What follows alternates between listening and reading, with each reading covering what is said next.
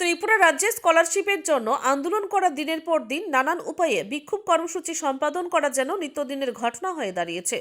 জনজাতি কল্যাণ দপ্তরের স্কলারশিপ ইস্যুতে বিক্ষোভ আছড়ে পড়া রেশ কাটতে না কাটতে এবার ওবিসি কল্যাণ দপ্তরের ছাত্রছাত্রীরা স্কলারশিপের জন্য বিক্ষোভে সামিল হয়। ছাত্রছাত্রীদের বক্তব্য হচ্ছে, দিনের পর দিন স্কলারশিপের টাকা না পাওয়ার পরিপ্রেক্ষিতে তাদের পড়াশোনায় ব্যাঘাত তৈরি হচ্ছে।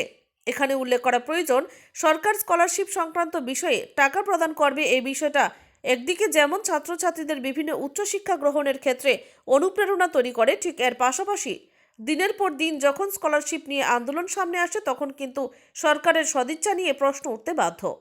এদিকে আজকের এই বিক্ষোভ কর্মসূচিতে অংশগ্রহণ করতে গিয়ে একাংশ ছাত্রছাত্রীরা দাবি করেন, সরকার যাতে উদ্যোগ গ্রহণ করে তাদের স্কলারশিপের টাকা মিটিয়ে দেওয়ার ব্যাপারে যথাযথ ব্যবস্থা গ্রহণ করে।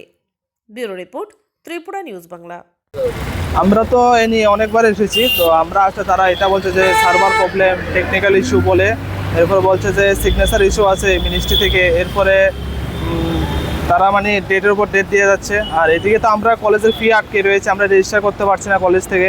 আমরা আজকে 5-6 মাস ধরে এভাবে আমাদের চলছে। আমরা অনেকবার এসেছি, আমাদের বাড়ি অনেক দূর থেকে, আমরা আসলে গাড়ি ভাড়া অনেক খরচ হয়, সবসময় তো আমরা আসতে পারি না। তারপর তারা আসলে এটা বলে যে আজকে পেয়ে যাবো বা 1 সপ্তাহ মধ্যে টাকা পেয়ে যাবে, এভাবে করে আমাদের অনেক দিনে হয়রানি করা হয়েছে। এটা তো আমরা স্টুডেন্টের দিক থেকে অনেক মেন্টালি প্রেশার আছে যে আমরা পড়াশোনার দিক থেকে ঠিক করে করতে পারছি না।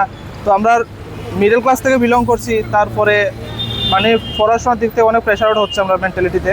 তো এই জন্য আমরা এটাই চাই যে আজকের মাধ্যমে টাকাটা ঢুকে যাক, আজকের মধ্যে টাকাটা আমরা পেয়ে যাই, আমাদের আজকে দুঃখ। আপনারা কি বিভিন্ন কলেজের? আমি ইকপাই থেকে এসেছি, অনেক কলেজের স্টুডেন্ট আছে এখানে।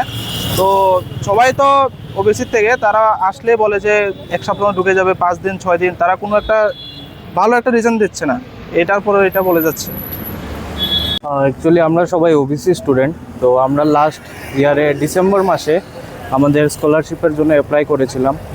তো স্কলারশিপ আমাদের মেইনলি অগাস্টে ঢুকে, তো কিছু কারণে হয়তো 1 মাস লেট হয়েছে, কিন্তু আজকে প্রায় 5 থেকে 6 মাস হয়ে গেছে, এখনও আমাদের স্কলারশিপটা আসেনি। আমরা অনেকবার তাদেরকে কল করেছি, অনেকবার এখানে এসে তাদের সাথে দেখাও করেছি, কিন্তু আমাদেরকে বারবার তারা ইগনোর করছে, আমাদের কোনো ইম্পর্টেন্সই দিচ্ছে না যে আমাদের এই স্কলারশিপটা যে কত আমাদের জন্য ইম্পর্টেন্ট।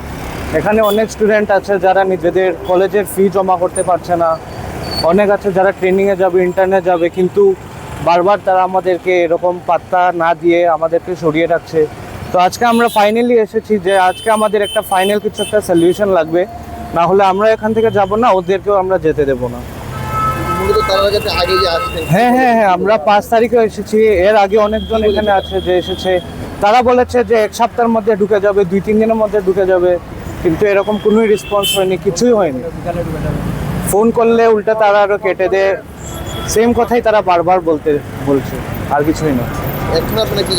এখন আমরা একটা ফাইনাল সলিউশন চাইছি এটাই আমাদের একটা লাস্ট ফাইনাল, যে আজকেই হয় আমাদের স্কলারশিপটা ওদেরকে দিতে হবে, না হলে আমরা এখানে আছি, আমরা পুরোটার আজকে একটা সলিউশন করে তারপরই বাড়ি যাব।